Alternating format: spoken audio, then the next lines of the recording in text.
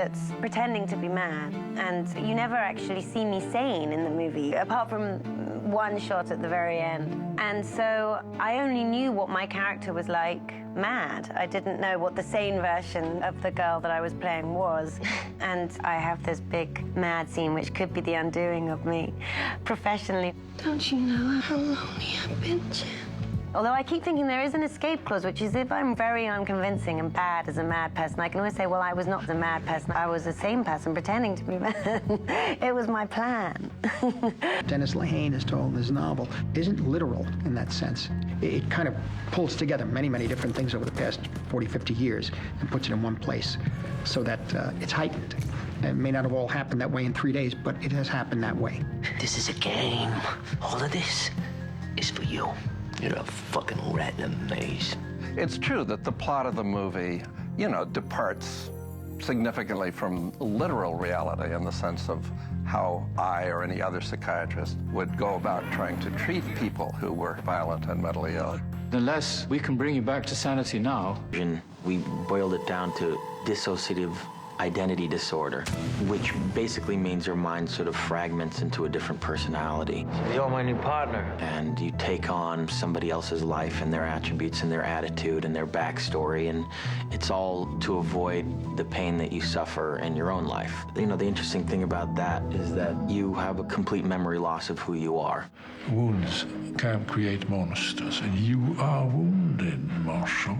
I wouldn't say that the plot of the movie is a literal photographic description of how an actual mentally ill person might experience this, but it does express the notion that a person who's been just overwhelmingly traumatized and is living with memories that are just emotionally unbearable will sometimes try to escape those memories by creating an imaginary world and an imaginary identity. She's created an elaborate fictional structure. Talk to him a lot about what creates the situation for a woman to think her best option is to kill her kids, and usually often herself. Michelle Williams was trying to understand how could a mother behave in such a way. And I described mothers I've worked with who have done things like this. So sorry, baby. One of the characteristics of mothers who kill their own children is often that they are committing what, if I can use the sort of paradoxical terminology, is sometimes called altruistic homicide. The women often see it really as their best option in a strange way, in a strange, demented, sick way. It's an act of love. That is, they are actually trying to save their children from suffering. It's not that they're trying to expose them to suffering. They are in a delusional world where their imagination has run away with them and they've lost, just to tolerate the entering into the mindset of characters. I'm only here because of you! You have to be willing to take on a lot of the suffering that people in real life experience when they're going through this. There's a lot to go through. It was kind of like one of those nightmares that you can't wake up from. It just keeps changing and it gets sort of worse and worse. You have to let it go! I can't! My name is Edward Daniels! I know there's one scene that I'm particularly proud of in this movie, and that's the scene where he sees his children. I think that... Easiest set. I love you, Rebecca.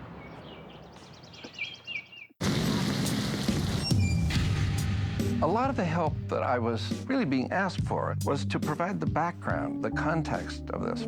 I was the medical director of Bridgewater, that is the head of psychiatric services for this prison mental hospital, for a number of years, beginning in the late 70s and continuing until I finally left that position in 1992. So I was asked to talk to the set designer and describe to him what the old Bridgewater had been like in the 1950s. Of course, it's been torn down now, so there was no way that this film company could see them. They don't exist any longer. I simply described what they were like. It could be a normal place, like a normal hospital, man.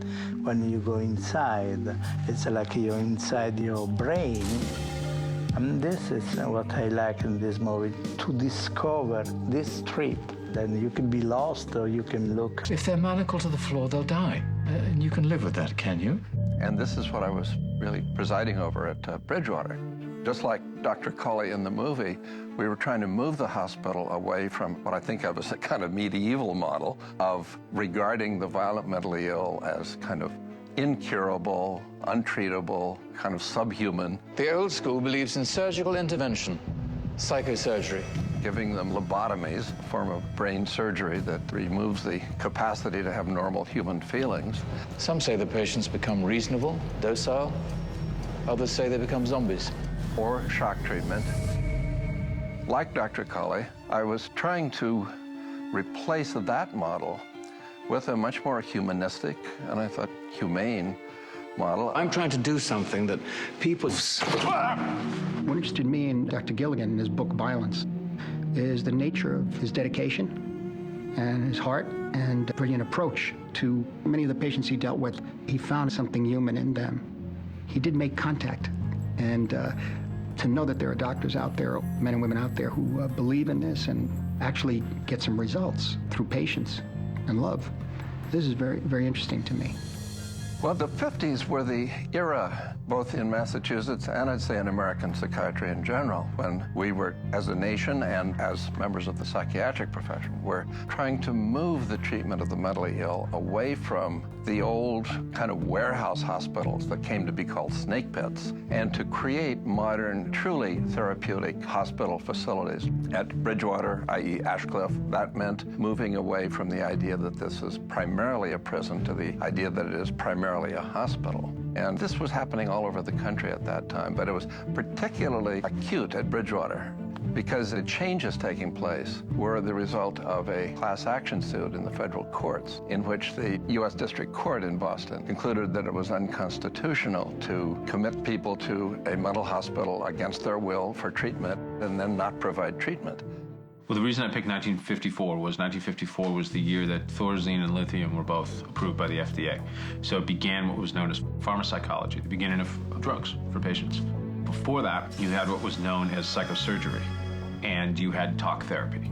So there was 3 different schools of thought, and they all came to a head in 1954. That was the year. They were beginning to believe, just beginning, by the way, to believe that maybe lobotomizing people was a hair barbaric. It just seems that way. Ironically, Dr. Egon Moniz, a Portuguese surgeon, received the first Nobel Prize in medicine that had ever been given in psychiatry for inventing this technique of treating severe mental illness. He was doing this at a time when so little was known about the treatment of severe mental illness, in which the suffering involved and the abnormal behavior, including violence toward others or toward the self, was so extreme and uncontrollable that people were casting about for any desperate kind of solution to solve a desperate problem. There was a period of time when truly lobotomies was the preferred scientific method to treating an entire gamut of mental disorders, and essentially scrambled this membrane in one's mind and messed their life up forever. I mean, a lot of people never recovered. A lot of people became more sort of sedate, but they were unable to function the way they were before. And it was a very horrific, crude method of treating people. Even Rosemary Kennedy, who was the sister of JFK, had mental issues. She was displaying errant behavior as a young girl, and this was embarrassing to the Kennedy family, and she was lobotomized. It's barbaric, unconscionable. So I think lobotomy, because it was so over-applied, and also because it is so irreversible, and because it affects a part of the body that is clearly you might say, the biological seat of the mind and the personality. Lobotomy became a kind of symbol of science gone mad and of mad doctors, you know, Dr. Faustus or Dr. Frankenstein. I think it is a powerful symbol, and the movie, I think, draws on it very appropriately and in good taste. 50 years from now, people will look back and say, here, this place is where it all began. And we tested patients on Shutter Island. We still don't have a lot of answers about how to treat people. And right now, people are being drugged to extremes. What should be a last resort is becoming a first response. Give them a pill, put them in a corner, it all goes away. But certainly every day, we're understanding more and more. But specifically in that time period, there were very crude methods. There was one particular advocate of lobotomy in this country. Dr. Freeman became notorious or famous or well-known for traveling around the country training all kinds of people in how to do lobotomies, applying them to a much too broad, in my opinion, set of diagnostic entities or types of mental illness and mental disorder. When you have a situation where you're going around the country in a car and going to a hospital and saying, okay, give me your worst cases, line them up, 25, 40, whatever, and start doing these operations on the road, there were people who believed in it at the time, and Max von Sydow's character firmly believes in it. He's not a villain. He believes in this. I gotta get off this rock, Chuck.